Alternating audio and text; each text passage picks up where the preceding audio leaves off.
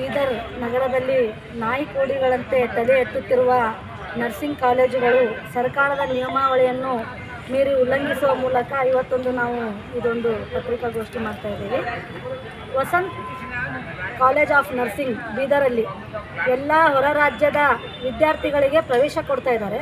ಪ್ರವೇಶ ಕೊಟ್ಟ ಮೇಲೆ ವಿದ್ಯಾರ್ಥಿಗಳು ಕಂಟಿನ್ಯೂ ಆಗಿ ಕ್ರಮಬದ್ಧವಾಗಿ ಕಾಲೇಜ್ಗೆ ಹಾಜರಾತಿ ಆಗ್ತಾರೆ. ಮತ್ತು ಒಂದೇ ಸರ್ತಿಗೆ ಪರೀಕ್ಷೆ ಟೈಮಲ್ಲಿ ಅವರಿಗೆ ಪರೀಕ್ಷೆ ಬರೆಯುವಂತೆ ಅನುಕೂಲ ಮಾಡಿಕೊಡ್ತಾ ಇದ್ದಾರೆ. ಯಾವ ಥರ ಅನುಕೂಲ ಮಾಡಿಕೊಡ್ತಾ ಇದ್ದಾರೆ ಅಂದರೆ, ಪರೀಕ್ಷೆಯ ಕೊನೆಯ ಹಂತದಲ್ಲಿ ಒಂದೊಂದು ಕೋಣೆಯಲ್ಲಿ 10 ಜನಕ್ಕೆ ವಿದ್ಯಾರ್ಥಿಗಳನ್ನು ಕೂಡಿಸಿಬಿಟ್ಟು ಆ 10 ಜನರ ಮಧ್ಯದಲ್ಲಿ ಒಬ್ಬರನ್ನು ನೇಮಕ ಮಾಡಿ ಅವರಿಗೆ ನೇರವಾಗಿ ಪರೀಕ್ಷೆ ಬರೆಯಲು ಬೇಕಾಗಿರ್ತಕ್ಕಂಥ ಸೌಲಭ್ಯಗಳನ್ನು ಒದಗಿಸ್ಕೊಡ್ತಾ ಇದ್ದಾರೆ.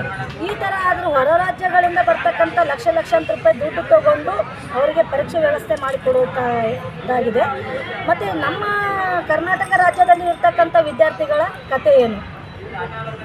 ಪ್ರತಿದಿನ ಬೆಳಗ್ಗೆಯಿಂದ ಸಾಯಂಕಾಲದವರೆಗೂ ಹೋಗಿ ಕ್ಲಾಸ್ ಅಟೆಂಡ್ ಮಾಡಿ ಮನೆಯಲ್ಲೇ ಕೂತು ಓದ್ಕೊಂಡು ಎಕ್ಸಾಮು ಟೆಸ್ಟ್ ಎಲ್ಲ ಬರೆದ ವಿದ್ಯಾರ್ಥಿಗಳ ಕಥೆ ಏನು?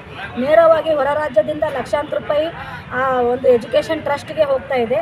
ಅಲ್ಲಿ ಪ್ರಿನ್ಸಿಪಾಲರು ಮತ್ತು ಉಪಾಧ್ಯಾಯರ ಮೂಲಕ ಅವರು ದುಡ್ಡು ತಗೊಂಡು ವಿದ್ಯಾರ್ಥಿಗಳಿಗೆ ನೇರವಾಗಿ ಪರೀಕ್ಷೆ ಬರುವಂಥ ಸವಲತ್ತುಗಳು ಮಾಡಿಕೊಡ್ತಾ ಇದ್ದಾರೆ. ಹೀಗಾಗಿ ವಿದ್ಯಾರ್ಥಿಗಳಿಗೆ ತುಂಬ ಅನ್ಯಾಯವಾಗ್ತಾ ಇದೆ. ಅದಕ್ಕಾಗಿ ನಾವು ಸನ್ಮಾನ್ಯ ಶ್ರೀ ಶರಣಪ್ರಕಾಶ್ ಪಾಟೀಲ್ ವಿದ್ಯಾರ್ಥಿಗೆ ಸಂಬಂಧಪಟ್ಟ ಸಚಿವರಿಗೆ ನಾವು ಮನವಿ ಮಾಡ್ಕೋದೇನೆಂದರೆ, ಈ ಒಂದು ಕಾಲೇಜಿನ ಎಲ್ಲ ಅಕ್ರಮವಾದ ಸಂಗತಿಯನ್ನು ಪರಿಶೀಲನೆ ಮಾಡಿ ಮುಂದೆ ನಮ್ಮ ಕರ್ನಾಟಕ ರಾಜ್ಯಾದ್ಯಂತ ಎಲ್ಲ ರಾಜ್ಯದ ವಿದ್ಯಾರ್ಥಿಗಳು ನಮಗೂ ಬೇಕು, ಎಲ್ಲ ರಾಜ್ಯದ ವಿದ್ಯಾರ್ಥಿಗಳಿಗೂ ಸಮಾನವಾದ ಹಕ್ಕುಗಳನ್ನು ಕೊಡಬೇಕಂತ ನಾವು ಈ ಮೂಲಕ ತಮ್ಮಲ್ಲಿ ಕೇಳ್ಕೊತಾ ಇದ್ದೀವಿ.